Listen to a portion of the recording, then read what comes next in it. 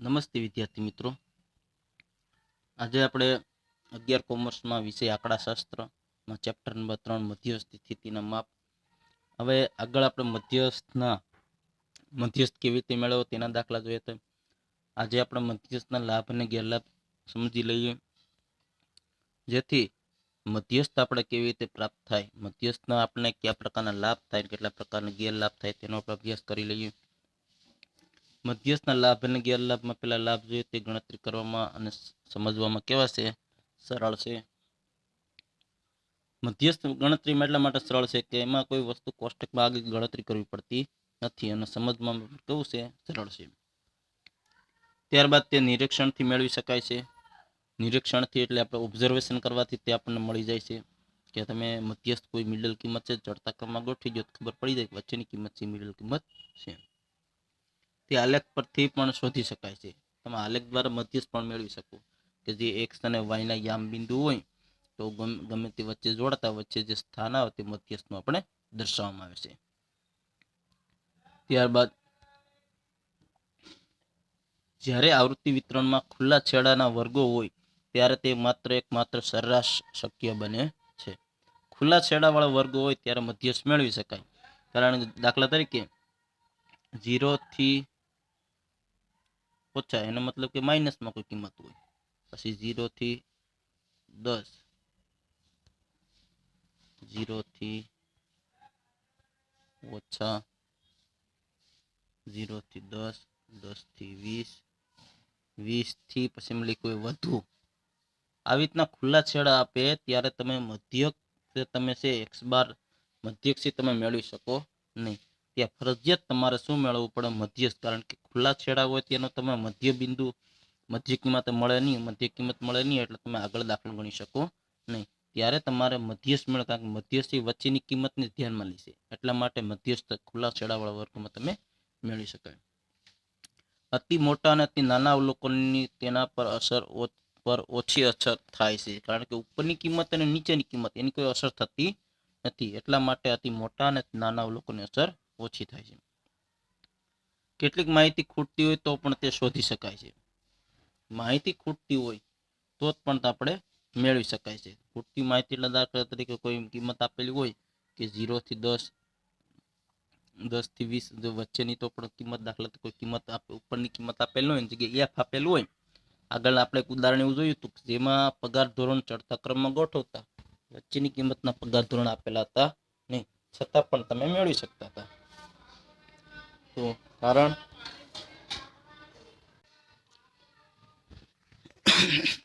તો ખૂટતી આવી રીતના કોઈ પણ કિંમત વચ્ચે આપેલ ન હોય તો પણ તમે મેળવી શકો.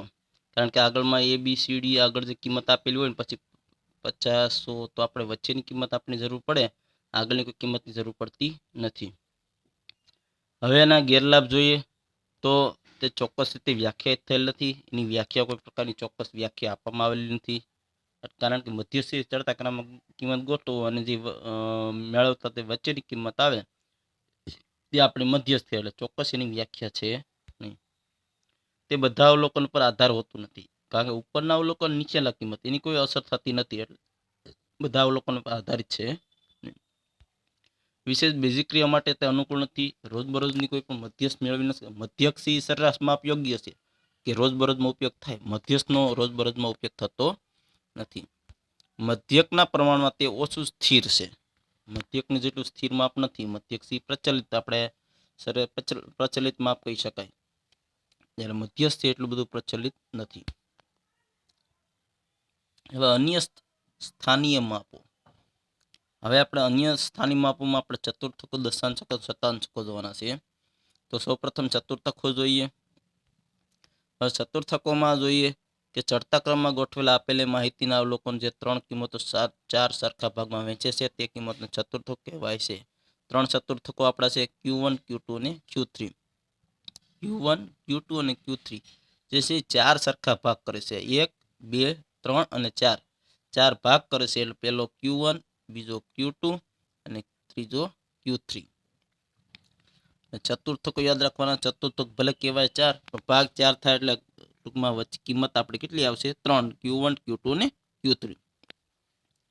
હવે મધ્યસ્થ માટે જે રીતે 50% અવલોકન થતું વચ્ચે ટૂંકમાં મધ્યસ્થ મળતો એ રીતના ચતુર્થકના કેટલા ભાગ થશે? 4 ભાગ થશે. 25%, 25%, 25% અને 25%, કુલ 100% થઈ જાય. Q1, Q2 અને Q3. દશાંશકો બીજું માપ આવશે. દશાંશકો કેટલા ભાગ પડે? 10 ભાગ પડે. તો આવે કેટલા? 9. કારણ કે એક કોઈ વસ્તુ છે 1, 2, 3, 4, 5, 6, 7, 8 અને 9 ભાગ 10 થઈ ગયા. તો 1, 2, 3, 4, 5, 6, 7, 8, 9 અને 10. તો D1 થી લઈ D1, D2, D3 થી D9 સુધી હોય. દશાંશક કેટલા મળશે? D9 સુધી 9 દશાંશક હોય. પછી છે શતાંશકો. હવે સમીકરણ સાથે સાથે જોતા જઈએ. D5M અને Q2 ની કિંમત કેવી હોય? સરખી હોય. કારણ કે Q1 ની કિંમત હોય ને 25% હોય. એવી રીતના Q2 ની કિંમત છે 50% હોય અને Q3 ની કિંમત છે ને 75% હોય. એવી રીતના D1 ની કિંમત છે ને એ 10% હોય. D2 ની કિંમત છે 20% હોય. તો D5 ની કિંમત કેટલી હોય? 50% થાય. Q2 અને D5 કિંમત કેવી હોય? સરખી હોય. અને M ની કિંમત વચ્ચે 50% હોય એટલે M પણ કેવો થાય? સરખો. એટલા માટે આ સમીકરણ યાદ રાખવાનું. D5M અને Q2 કેવું હોય? સરખા. હજી આગળ એક સમીકરણ આવશે શતાંશકો મળી ગયા પછી. શતાંશકોને શું કહેવાય? P પર્સન્ટેજ ટાઇલર ટૂંકમાં તરીકે આપણે P દર્શાવવામાં આવશે.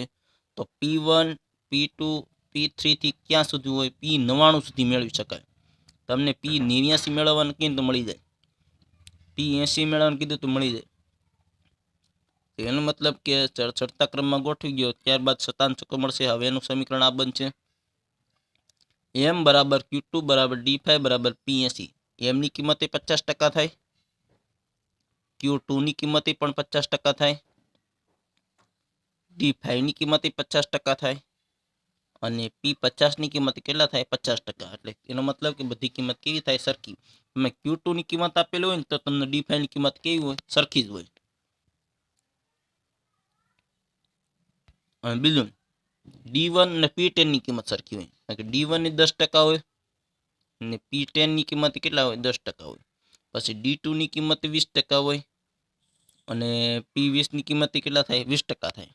પછી D5 ની 9 ની કેટલા થાય? 90% હોય. તો P90 ની કેટલા ટકા? 90% થાય. હવે એના સૂત્ર જોઈએ. ચતુર્થકો, દશાંશકો અને શતાંશકો. મધ્યસ્થ આપણે આગળ જોઈ ગયા. હવે અવર્ગીકૃત માહિતી આપેલી હોય અથવા સતત આવૃત્તિ વિતરણ હોય ત્યારે Q1. હવે અહીં સંજ્ઞા એક I ટૂંકમાં જે તરીકે દર્શાવવામાં આવે છે. એ એક પ્રકારનો અનુક છે. તેવી રીતના આપણે અનુક XI આવતો એવી રીતના આમાં શું આવશે? UJ. હવે એમાં જો માપમાં તમે જોઈએ તો જે બરાબર જે આપણને આપેલ છે જે બરાબર 1, 2, 3, 4 જે કિંમત આપણને આપેલી છે તે ટૂંકમાં કિંમત તરીકે અનુક આપવામાં આવેલ છે. એટલે જે આપણે ટૂંકમાં દર્શાવશું I કયો તો પણ ચાલે, ખાલી એક સંજ્ઞા તરીકે વાપરવામાં આવેલું છે. અહીંયા જે બરાબર 1, 2, 3 થી જ્યાં સુધી અવલોકન આપેલા છે ત્યાં સુધી. દશાંશકમાં 1 થી 9 સુધી અને શતાંશકમાં 1 થી 99 સુધી.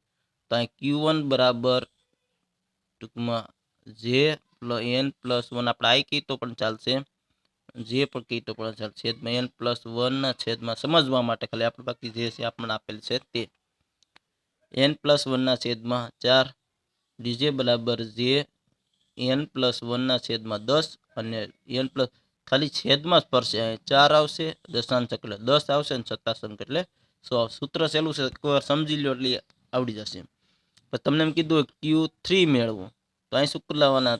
3 લખવાના. N+1 ના છેદમાં 4. કારણ કે ત્રીજો આપણે ચતુર્થક કીધું એટલે 3 લખવાના, બીજો કીધું 2 લખવાના. પહેલો હોય તો લખવાની કઈ જરૂર છે નહીં. એવી રીતના દશાંશક આપ્યો છે કે D5 મેળવો. આપણે એમ કીધું D5 મેળવો તો અહીં કેટલા લખવાના? 5 N+1. દશાંશક એટલે 10, ચતુર્થક કીધું 4 આવે. દશાંશક એટલે કેટલા આવશે? 10. એવી રીતના તમને એમ કીધું કે P40 મેળવો તો શું કરવાનું? 40n+1 શતાંશક છે એટલે કેટલા આવશે છેદમાં 100. આવી રીતના કોઈ પણ કિંમત તમને આપેલ કે તે કિંમત અહીં દર્શાવવાની. હવે સતત આવૃત્તિ વિતરણ માટેનું સૂત્રમાં શું આવશે? qj નો વર્ગ બરાબર jn+n ના છેદમાં 4 માં અવલોકનનો વર્ગ. હવે q1 બરાબર આપણે l પ્લસ jn ના છેદમાં 4 માં માઇનસ cf ના છેદમાં f ગુણ્યા c. તો બધા એક સૂત્ર સરખા આવશે, ખાલી ફેર એટલો પડશે. આ ઉપરના જે અવલોકનો જે તમે લીધેલા હોય ને તે કિંમત અહીં તમારે દર્શાવવાની થશે. બાકી સૂત્ર બધા મધ્યસ્થ, શતોથક, દશાંશક અને શતાંશક બધાના સૂત્ર કેવા આવશે? સરખા જ આવશે, ખાલી કિંમતમાં ફેરફાર થશે. બાકી ગણતરી બધું સેમ ટુ સેમ. હવે એલ એટલે ધસીમા બિંદુ, એફ એટલે આવૃત્તિ, સી એટલે વર્ગ લંબાઈ અને સીએફ એટલે સંચય આવૃત્તિ. બધામાં સરખું કોમન છે, બધામાં સરખું. આ જે કિંમત છે તે ઉપરથી લેવાની. એટલે આગળ મધ્યસ્થનું સૂત્ર સમજાય જાય એટલે આ સૂત્ર તમને સરળતાથી આવડી જાય. ઉદાહરણ આપેલ છે 25મું ઉદાહરણ કે એક બેટ્સમેને તેના 20 ઇનિંગમાં સ્કોર કરેલા રન દર્શાવતી નીચેની માહિતી માટે Q1, D7 અને P40 શોધો. હવે તમને કિંમત આપેલ છે 32, 28, 47, 63, 71, 9, 60, 10 આવી રીતના કન્ટિન્યુ તમને રકમ આપેલી છે. તો આ કિંમત ઉપરથી સૌપ્રથમ મેળવવા માટે યાદ રાખવાનું, પહેલાં સૌપ્રથમ તમારે ચડતા ક્રમમાં આપણે ગોઠવવી પડે. કારણ કે મધ્ય, ચતુર્થક, દશાંશક, શતાંશક આ બધી કિંમત એવી છે કે સૌપ્રથમ તમારે ચડતા ક્રમમાં લખવી પડે. ચડતા ક્રમમાં લખાઈ ગઈ, નીચેની બધી કિંમત ચડતા ક્રમમાં ગોઠવી લ્યો. હવે ગોઠવાઈ ગયા પછી ત્યારબાદ ચતુર્થકો, દશાંશકો, શતાંશકો મેળવવા માટે સૌપ્રથમ ચડતા ક્રમમાં ગોઠવાઈ ગયા પછી પહેલા સૌપ્રથમ તમને શું આપ્યું છે? Q1. એનો મતલબ કે Q1 મેળવવા માટે હવે માહિતી કેવી છે કે અવર્ગીકૃત છે. તો અવર્ગીકૃત સૂત્ર છે Q1 બરાબર n+1 ના છેદમાં 4. સૂત્ર મૂક્યું. હવે n કેટલા છે? અવલોકન કેટલા આપેલા ગણી લેવાના. 1, 2, 3, 4, 5, 6, 7, 8, 9, 10, 11, 12, 13, 14, 15, 16, 17, 18, 19 ને 20 અવલોકન આપેલા છે. n બરાબર કેટલા આવશે? 20. n બરાબર 20. તો 20 પ્લસ 1 છેદમાં 4, 20 પ્લસ 1 એટલે 21 ના છેદમાં 4, 21 ના છેદમાં એટલે 5.25 માં અવલોકનની કિંમત. તો Q1 5.25 નથી આવ્યો, માં અવલોકનની કિંમત છે. એને તમારે શું કરવાનું? 5 જે તમને 5.25 કહે ને 5.25, તો અહીં શું લખવાનું? જે પોઈન્ટ કીધું પેલા સંખ્યા પૂરેપૂરી લખવાની. 5 માં અવલોકનની કિંમત એટલે 25 આપ્યું એનો મતલબ કે પ્લસ 0.25 લખવાનું. 5 પછી કેટલા આવે? છઠ્ઠું, તો છઠ્ઠા અવલોકનની કિંમત માઇનસ 5મા અવલોકનની કિંમત. છઠ્ઠા અને 5માની જે કિંમત આવશે તેની વચ્ચેની કિંમતને 0.25 આપણે શું થાય? ગુણાકાર. 6 આપ્યું હોય તો છઠ્ઠા અવલોકનની કિંમત માઇનસ 5મા અવલોકન. 8 આપ્યું હોય તો 8મા અવલોકનની કિંમત માઇનસ 7મા અવલોકનની કિંમત. હવે 5મા અવલોકનની કિંમત કેટલી છે એ આપણે ચડતા ક્રમમાં ગોઠવેલ છે એટલે જોઈ લેવાનું.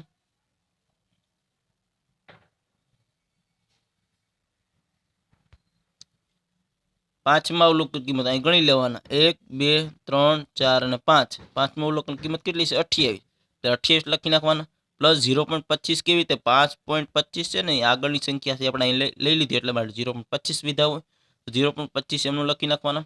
હવે છઠ્ઠા અવલોકનની કિંમત, છઠ્ઠું અવલોકન કેટલા છે? 31. 31 માઇનસ સોરી છઠ્ઠા અવલોકન કિંમત 1, 2, 3, 4, 5 અને 6 કેટલા આવશે? 29. 29 માઇનસ 5મું અવલોકન કેટલા આવશે? 28. 29 માઇનસ 28. તો 29માંથી 28 બાદ કરો કેટલા આવશે? 1. 1નો 0.25 સાથે ગુણાકાર કરો એટલે 0.25 આવશે. તો 28 પ્લસ 0.25 એટલે 28.25 તમારો પહેલો ચતુર્થક મળશે. ફરીથી એકવાર જોઈ લઈએ. 5.25 એટલે 5 જે છે તે અવલોકનની કિંમત લખવાનું. માથેના 0.25 લખી નાખવાના. 5 પછી કેટલા આવે? 6. તો છઠ્ઠા અવલોકન કિંમત માઇનસ એની પછીને 20માં એટલે 5મા અવલોકન કિંમત.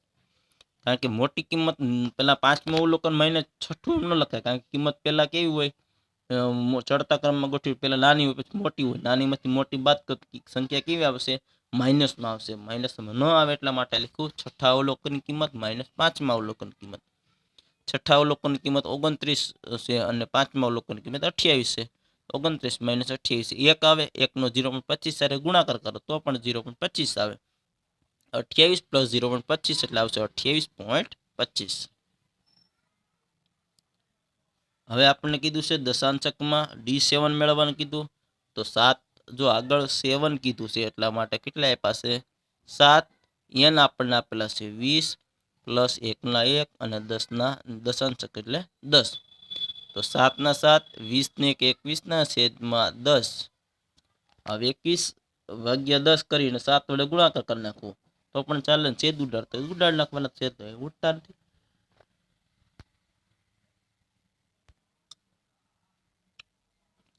તો 20 ને 21 ભાગ્યા 10 એટલે કરશો એટલે 2.1 ગુણ્યા 7 કરો એટલે 14.7. તો 14.7 એટલે 14માં અવલોકનની કિંમત વત્તા 0.7, 15માં અવલોકન માઇનસ 14માં અવલોકન. તો 14માં અવલોકન કેટલા છે? તો ઉપર કિંમતમાં જોવાનું 14માં અવલોકન 1 2 3 4 5 6 7 8 9 10 11 12 13 ને 14. 14માં અવલોકન કેટલા છે? 62. તો આપણે સૌ પ્રથમ અહીં લખશું 62 વત્તા 0.7 એમને 15માં અવલોકન માઇનસ 14માં અવલોકન. 15માં અવલોકન કેટલા છે? 63. 63 માઇનસ 62. 63 બાદ 62 બાદ કરો એટલે કેટલા આવે? 0.7. 62 વત્તા 0.7 કરશો એટલે આવશે 62.7. તો આ આપણને મળ્યું દશાંશક. આપણને 7મો દશાંશક એની જગ્યાએ 8મો દશાંશક કીધો હોય તો આપણે 7ની જગ્યાએ કેટલા લખવાના? 8 લખવાના. બાકી સેમ ટુ સેમ જ રહી. હવે આપણે કીધું શતાંશક P40 મેળવો, તો 40 કીધું એટલે 40 પ્લસ n પ્લસ 1. દશાંશક હોય તો 10, શતાંશક હોય તો કેટલા લખવાના? 100. ચતુર્થક હોય તો 4 લખવાના. તો n બરાબર આપણને 20 આપેલા છે એટલે 20 પ્લસ 21, 21 ના છેદમાં 100 એટલે 2.1 ગુણ્યા 40 એટલે આવશે 8.40. હવે 8.40 લખો, 4 લખો, બે સરખું થાય એટલે 8.4 માં અવલોકનની કિંમત 8.4 એટલે 8માં અવલોકનની કિંમત પ્લસ 0.4. 8મું પછી કેટલા આવે? 9મું અવલોકન. તો 9મું અવલોકન માઇનસ 8મું અવલોકન. હવે 8મું અવલોકન કેટલું છે કિંમતમાં ગણવાનું? 1 2 3 4 5 6 7 અને 8 કેટલા છે? 32. તો આપણે લખશું 32. 8મું અવલોકન 32. હવે 9મું અવલોકન માઇનસ 0.4 એમનેમ. 9મું અવલોકન માઇનસ 8મું અવલોકન. 9મું અવલોકન કેટલા છે તે જોઈ લેવાનું. 1 3 4 5 6 7 8 ને 9. 9મું અવલોકન 40, 8મું અવલોકન 32. 40 માઇનસ 32. 40 માઇનસ 32. 40 માંથી 32 જો પહેલા 8મું અવલોકન 32 લખ્યા પ્લસ 0.4 લખવાના. 9મું અવલોકન 40 છે, 8મું અવલોકન કેટલા છે? 32. હવે 32 એમનેમ વત્તા 0.4 એમનેમ. 40 માંથી 32 બાદ કરો કેટલા આવશે? 8. હવે 32 ના 32 એમનેમ 0.4 ગુણ્યા 8 એટલે આવશે 3.2 કાકા આવશે 3.2. 0.4 ગુણ્યા 8 કરો એટલે 3.2. 3.2 વત્તા 32 એટલે આવશે 35.2. તો 35.2. તો મધ્ય Q1 મેળવ્યો આપણને 28.25, D7 મેળવ્યો આપણને 62.7 અને P40 મેળવ્યો આપણને 35.2 રન છે. તો આવી રીતના જુદા જુદા દશાંશક, શતાંશક કોઈ પણ કિંમત આપણને મેળવવાની કીધી હોય તો આ રીતના તમે કોઈ પણ કિંમત તમે મેળવી શકો. એક કિંમત આપણને આપણે દાખલામાં કિંમત ગમે એટલી આપે, પછી D5 આપે, D6 આપે, P શતાંશક કોઈ પણ P27 આપી દે, ચતુર્થક કોઈ પણ Q2 Q3 કોઈ પણ મેળવવાનું કે, તો આવી રીતના તમે સરળતા તમે દાખલો ગણી શકશો. હવે જે આપણને આપેલા છે તે વર્ગો ટૂંકમાં ઉદાહરણ આપણે સમજી લેવું છે. આમાં બધી કિંમત છે આપવામાં આવેલી છે. Q3 D2 P55 બધું મેળવવાનું કીધેલું છે. તો એક દાખલો સરળતા સમજી લ્યો, બધી વસ્તુ આપણે કેવી રીતે મેળવવાની થાય. આવા દાખલાથી તમને 5 માર્કમાં પરીક્ષામાં આપણે પૂછાઈ શકે, કારણ કે 5 માર્કમાં આવા દાખલા મૂકી શકાય, કારણ કે આપણે બધી કિંમત મેળવવાની થશે. દાખલા લાંબા થશે પરંતુ ગણતરી કેવી છે? સરળ છે. એક સ્ટેપ તમને વ્યવસ્થિત આવડી જાય તો બધી સ્ટેપ બાય સ્ટેપ બધા દાખલા તમને સરળતાથી આવડી જશે. તો ઉદાહરણ નંબર 21માં જોઈએ, નીચેની માહિતીમાં એક ડેરીમાં મશીનથી ભરેલી દૂધની 90 કોથળીઓના સંદર્ભ છે. ભરેલા દૂધ મીમી તો 485 490 એમાં ભરેલી કોથળી કેટલી છે? 5. 490 થી 495 મિલીમીટર ભરેલી ટૂંકમાં કોથળી કેટલી છે? 21. 495 533, 500 થી 505 23, 505 થી 510 કેટલી છે? 8. તો આ દાખલા આપેલ છે એની પરથી Q3, D2 અને P55 શોધો અને તેનું અર્થઘટન કરો. હવે એક દાખલામાં સૌપ્રથમ આપણે જે છે કોષ્ટક પ્રમાણે પહેલા તે કિંમત લખી નાખી, ત્યારબાદ આવૃત્તિ લખી નાખી. હવે એક કોલમ આપણે ઉમેરવાનું થશે CF સંચય આવૃત્તિ. તો તે કેવી રીતે મળે? 5, 5 માં 21 ઉમેરો તો 26, 26 માં 33 ઉમેરો તો 59, 23 ઉમેરો તો 82 અને 82માં ટૂંકમાં 8 ઉમેરો એટલે 90. ટૂંકમાં એક પ્લસ કરતું જવાનું એટલે સંચય આવૃત્તિ મળે. હવે આપણે સૌપ્રથમ આપણે શું કીધું? Q3 મેળવવું. એનો મતલબ કે ત્રીજો ચતુર્થક મેળવવાનો છે. ચતુર્થક Q3 માટે Q3 નો વર્ગ સૂત્રમાં 3n/4 અવલોકનનો વર્ગ. 3/4 અવલોકનનો વર્ગ n બરાબર કેટલા આપેલા છે? તો આપણે આ ટોટલ 90 થાય છે. 90/4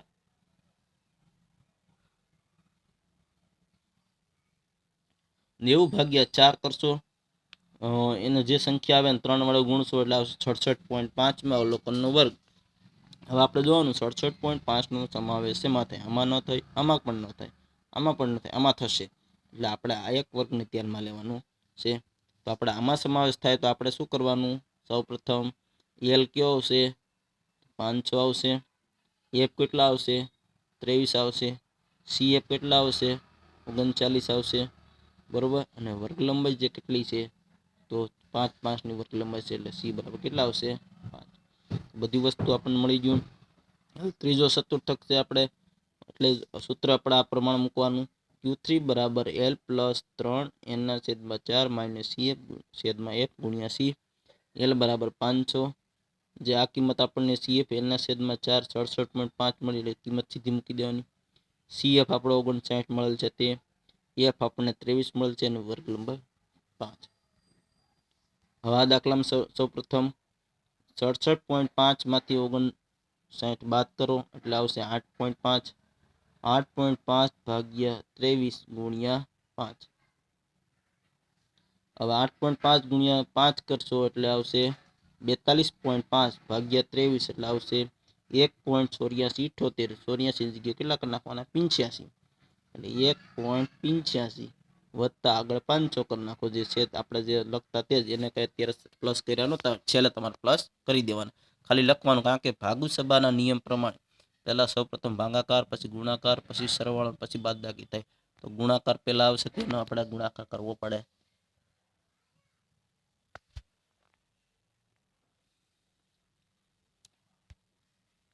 તો આવી રીતના તમારો Q3 આપણને મળેલ છે 501.85. એનો મતલબ કે સૌથી ઓછો જથ્થો. હવે આ કેવી રીતે લખવું છે? Q3 કહે ને એટલે 75% હોય, Q2 હોય ને તો 50% હોય.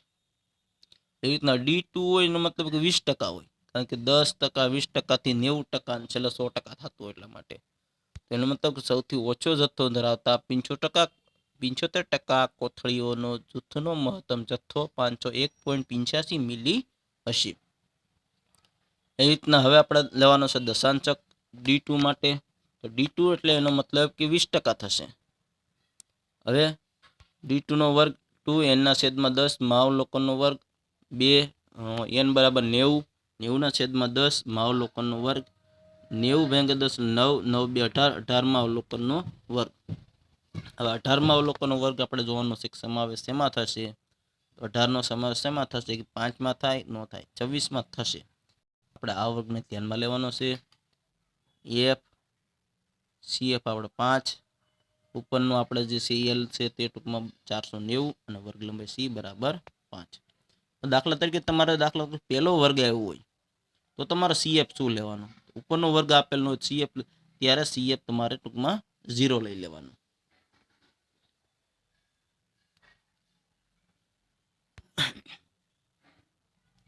હવે D2 અવલોકનની કિંમત સમાવેશ થઈ જશે. આપણે સૂત્ર પરથી મૂકી દેવાનું. L માં આપણે 490, CF 5, F 21 ને C 5. D2 બરાબર L પ્લસ 2n/10, એટલે દશાંશક હોય 10 લખવાનું, એ ભૂલ ન થાય, ખાસ યાદ રાખવાનું. CF/F ગુણ્યા C. L આપણને 490 આપણને આપેલ છે તે. આ કિંમત જે આપણને આપેલ છે 18, કારણ કે ઉપર આપણે મેળવી તે. CF આપણો 5 છે, F છે 21 છે અને વર્ગ લંબાઈ C બરાબર 5. હવે 490 18માંથી 5 બાદ કરો એટલે 13/21 ગુણ્યા 5. તો 490 13 5 65 65 21 ને 21 490 65 ભાગ્યા 21 એટલે 3.0, તો 3.0952 એનો મતલબ 5 કરતાં મોટો છે એટલે કેટલા થશે? 3.10 થઈ જશે. તો 490 પ્લસ 3.10 એટલે 493.10 એટલે એક 0 પાછળનો નખો ચાલે એટલે કેટલા આવશે? 493.1. આમ સૌથી ઓછો જથ્થો ધરાવતા 20% કોથળીવાળા દૂધનો મહત્તમ જથ્થો 493.1 મિલી હશે. કારણ કે પોઈન્ટ છે જે આગળમાં તમને કીધું તે પ્રમાણે ટકાવારી દર્શાવવું પડે. કેટલા ટકા દર્શાવે છે? 90%. એવી રીતના આપણે શતાંશક કીધો છે. P55 માટેનો શતાંશક મેળવો તો 55 જો આવી જગ્યાએ આપણને 45 કીધું હોય તો આપણે 55 જગ્યાએ કેટલા લખવાના? 45 લખવાના. બાકી દાખલામાં કઈ ગણતરી બે જગ્યાએ ફેરવાનું થાય, 45 ને 45, કિંમત ફરી જાય બધી. 55 વર્ગ એટલે 55 n ના છેદમાં શતાંશક છે એટલે 100. મહાવલોકનનો વર્ગ 55 55 n બરાબર 90 ભાગ્યા 100. મહાવલોકનની કિંમત એટલે 49.5. 49.5 નો સમાવેશ કોષ્ટકમાં જોવાનો. જેમાં થાય આમાં ન થાય, આમાં ન થાય, આમાં થશે એટલે આવશે આપણો 495 થી 500માં. L આવશે 495, F આવશે 33, CF આવશે 26 અને વર્ગ લંબાઈ C બરાબર 5. આ એટલી વસ્તુ આપણે 1 2 3 ને 4 મેળવવાનું હોય, 4 4 આપણને મળી જાય એટલે દાખલો સરળતાથી આપણો થઈ જાય. 495 CF F અને C. ફરીથી આ સૂત્રમાં કિંમત મૂકી ગયો. હવે કિંમતમાં ખાસ યાદ રાખવાનું, આપણે આ કિંમત છે તેની તે છેલ્લે સુધી લખી નાખવાની થશે. આ જોવાનું 49.5 માં 26 બાદ કરવાના એટલે 23.5 આવે. બાદ બાકી થઈ જાય પછી આ બેનો ગુણાકાર કરી નાખવાનો. 25.5 ગુણ્યા 5 એટલે આવશે 117.5 ભાગ્યા 33. 117.5 ભાગ્યા 33 કરો એટલે 3.5605. બંને કિંમતનો શું કરવાનું? સરવાળો. 495 પ્લસ 3.5605 એટલે 5605 પછી લખવાની જરૂર નથી. તો 495 પ્લસ 3.5605 એટલે આવશે 498.5606 એટલે આપણે 498.56. તો હવે P55 આપ્યો એનો મતલબ 55%. Pની કોઈ પણ કિંમત 1 આપ્યો 13%, 7 આપ્યો 7%, 75 આપ્યો 75%, P82 આપ્યો 82%. કારણ કે જે ટકાવારી, કારણ કે 100 ભાગ પડતા હોય છે એટલા માટે. તો સૌથી ઓછો જથ્થો ધરાવતા 55% કોથળીઓના દૂધનો જથ્થો વધુમાં વધુ 498.56 મિલી હશે. તો જે કિંમત આપેલી છે ત્યાં સુધી છેલ્લે હોઈ શકે. તો જે જથ્થો આપેલો છે એ પ્રમાણે આપણે ડિવાઈડ કરેલું છે. તો મિલીમાં આપણે રૂપાંતર કરી દીધું છે કે આટલા મિલી ટૂંકમાં પરિવર્તન પામશે. તો આવી રીતના આ ઉદાહરણ એવું છું કે જે એમાં બધી કિંમતનો ટૂંકમાં સમાવેશ થઈ જાય છે. જે આપણે આ દાખલો ખાસ આપણા માટે IMP ગણાય, કારણ કે બધી કિંમત આ દાખલામાં તમને બધી કિંમત, આ દાખલો એક ઉદાહરણ તમને આવડી જાય તો આગળના ઉદાહરણ તમે સરળતાથી ગણી શકો. કારણ કે બધી કિંમત આપણે મેળવવાની થાય, 5 માર્ક પર દાખલો પૂછ્યો હોય તો તમને આ એક રીતના આવડી જાય તો ગમે રીતના આની પછી કોઈ પણ રીતના તમને દાખલા આપે તમે સરળતાથી દાખલો ગણી શકો. સ્ટેપ બાય સ્ટેપ આપણે દાખલો ગણતરી કરતા જવાની, જેથી કરી અને બધા દાખલા સ્ટેપ બાય સ્ટેપ થતા રહે.